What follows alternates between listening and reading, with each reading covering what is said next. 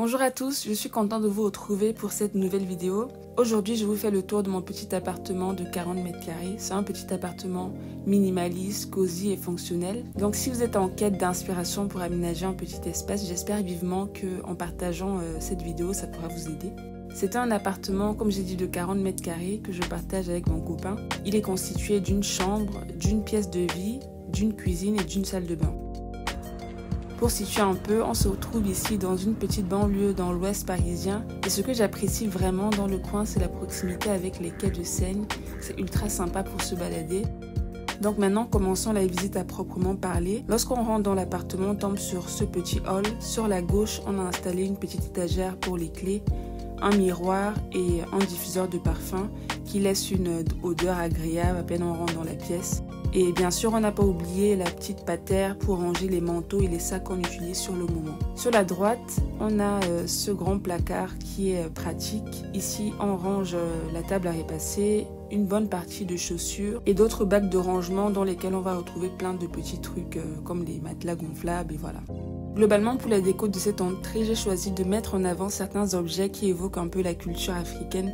J'ai donc pris des masques tribaux, un balai traditionnel et une affiche qui vient de chez Wezo Déco. Maintenant, en continuant dans l'appartement, on tombe sur la cuisine. C'est une cuisine en L qui fait environ 100 mètres carrés et elle est ouverte sur le salon. D'ailleurs, c'est ma pièce favorite de l'appartement. J'aime bien me retrouver là pour préparer les brunchs, les jus de fruits et les smoothies. Si ça vous intéresse d'ailleurs, j'ai fait une vidéo dédiée à la cuisine et je mettrai le lien dans la description.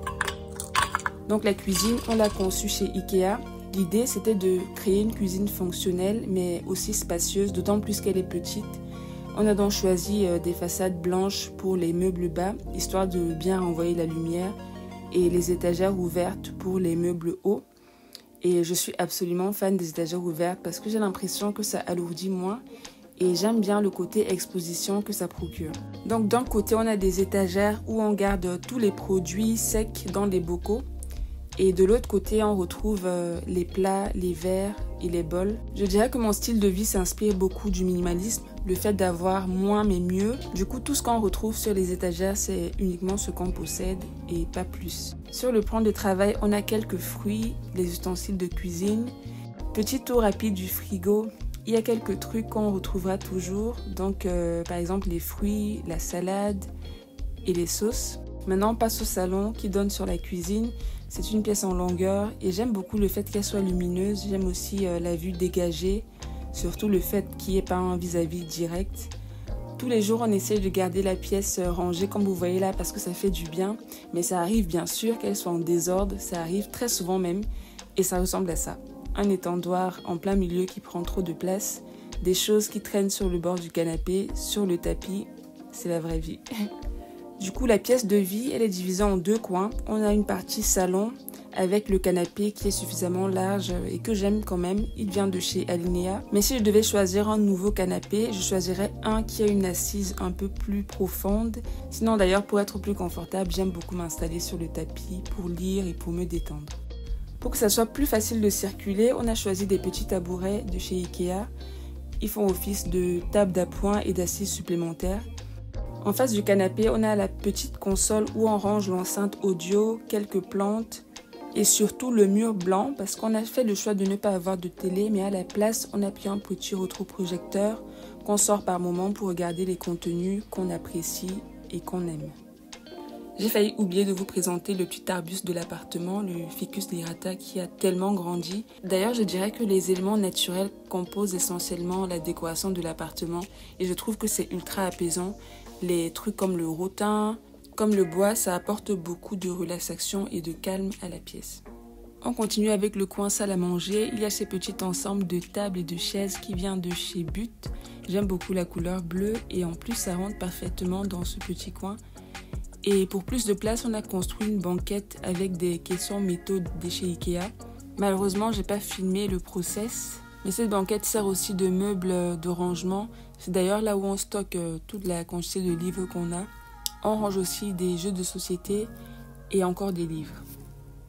C'est d'ailleurs un des endroits que j'aime bien aussi pour chiller, pour me poser dans mon coin avec un livre, avec un petit thé. Et c'est aussi le coin où je préfère travailler quand je suis en télétravail. autour de toutes ces plantes autour de moi. Donc sur la partie droite, on a l'étagère à plantes. L'idée que j'avais en tête, c'est de créer une sorte de coin détente dans l'appartement, une sorte de mini jardin dans l'appartement pour stocker toutes mes plantes favorites, toutes les plantes que j'aime. Je me rends compte d'ailleurs que je commence à avoir pas mal de plantes à la maison et heureusement qu'elles se portent bien. D'ailleurs, si ça vous intéresse une vidéo à ce sujet, dites-le moi en commentaire, je me ferai un plaisir de la filmer. Donc on continue avec la chambre, c'est une petite pièce de 11 mètres carrés qui est assez lumineuse. Ici on a choisi aussi une décoration minimalisme pour avoir une ambiance apaisante pour dormir. Pareil ici j'ai choisi quelques plantes pour décorer et j'ai aussi sur l'étagère des livres que je souhaite lire avant de dormir. En face du lit on a 2 commodes mâles pour pouvoir ranger une partie des vêtements. Et on a aussi la plante la plus envahissante, la Locassia oreille d'éléphant, et une autre petite plante palmier. Le miroir, c'est un miroir que j'avais acheté chez Emmaüs et que j'ai retapé en ajoutant des perles de bois. D'ailleurs, le DIY, je l'ai posté sur mon compte Instagram. Si vous ne me suivez pas, je suis présente sur Aphrodinette également. Derrière ce grand rideau vert se cache notre dressing. C'est le système Algo qui vient de chez Ikea. Ça nous permet comme ça d'avoir aussi de l'espace pour les boîtes au rangement au-dessus et pour les valises en dessous. On enchaîne ensuite avec la salle de bain. Voilà à quoi ça ressemble souvent la plupart du temps. Et voilà une salle de bain plus rangée qui est nettement plus agréable aux yeux. Donc sur la partie gauche, on a les WC, rien de transcendant. La petite touche de bambou qui apporte un esprit zen, un peu comme dans les spas. Du côté du lavabo, on retrouve les produits du quotidien. En dessous du lavabo, un meuble vase qui nous permet de stocker la petite pharmacie et le reste des produits. On a bien sûr à côté un meuble qui est au-dessus du lave-linge pour pouvoir stocker le papier hygiénique et toutes les serviettes. Donc voilà à peu près tout pour le tour de cet appartement. C'était satisfaisant de le rendre à notre goût petit à petit parce que ça fait 2 ans qu'on y vit. J'espère que vous avez aimé ce petit tour et si ce n'est pas déjà le cas, je vous invite à vous abonner pour ne pas rater les prochaines vidéos. Je vous dis à très bientôt et prenez soin de vous.